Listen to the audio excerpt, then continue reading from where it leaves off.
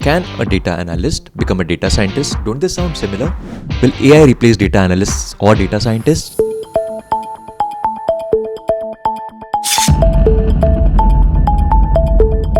Hi guys, I'm Dhananjay and today I'll be discussing the key differences between data analysts and data scientists. I'll also be covering the career progressions for both. So let's start with understanding what data analysts do. Data analysts focus on interpreting data, analyzing trends, and giving actionable insights to businesses. They use tools like Tableau, SQL, and Excel. On the other hand, data scientists go a step further. They not only analyze data but also create predictive models and algorithms. They work with advanced tools like Python, R, and machine learning libraries. Now let's talk about education and qualifications. Data scientists usually have a degree in statistics, mathematics, or business. Certifications in data analysis tools is a big plus. Data scientists, on the other hand, they have an advanced degree like one in data science, computer science, or engineering. They need a strong foundation in programming and machine learning. When it comes to roles and responsibilities, data analysts generally work on collecting, processing, doing statistical analysis on data. Their goal is to provide clear report and dashboards. Data scientists work on complex models to predict future trends and automate data. But wait, don't they sound similar? Well, yes and no. Both roles require analytical skills and a passion for data. However, data scientists dive a little deeper into algorithm and machine learning. In terms of skills, to be honest, both need proficiency in data manipulation and visualization tools. Now let's discuss the most important question. Can a data analyst become a data scientist? Well, absolutely. Let's look at some of the Redditors who have had a real-life experience. Were you a data analyst before becoming a data scientist? How many years were you working as a data analyst prior to becoming a data scientist? Did you have a master's degree? Yes, it was harder getting interviews for data scientist's position out of grad school with no work experience.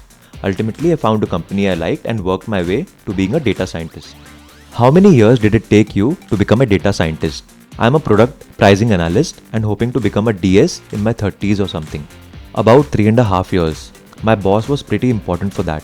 She knew my background and knew that my goal was to become a full-time data scientist, and making that leap wouldn't have been possible without her getting me on those projects. Honestly, those are the type of bosses you need. At my place, it's so hard to find the data science team and it's mostly business people. So as we saw from some personal experiences, it's very much possible to become a data scientist from a data analyst position. You need to spend approximately 3 to 4 years before you get into a data scientist position. So what is the career progression for a person interested in data science? They can work as a data analyst for 3 to 4 years, then upskill and move to a data scientist position, learn Python, R, and machine learning.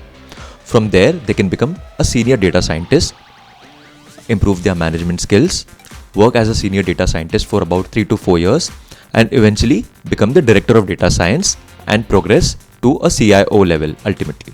For a data scientist, they need to know all the skills of a data analyst, plus also upskill deep learning, machine learning, and algorithm.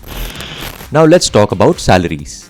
When it comes to salary, an entry-level data analyst makes nearly $64,000 to $70,000 a year, while a data scientist makes approximately $120,000 to $140,000 a year. The job outlook for both these roles is excellent.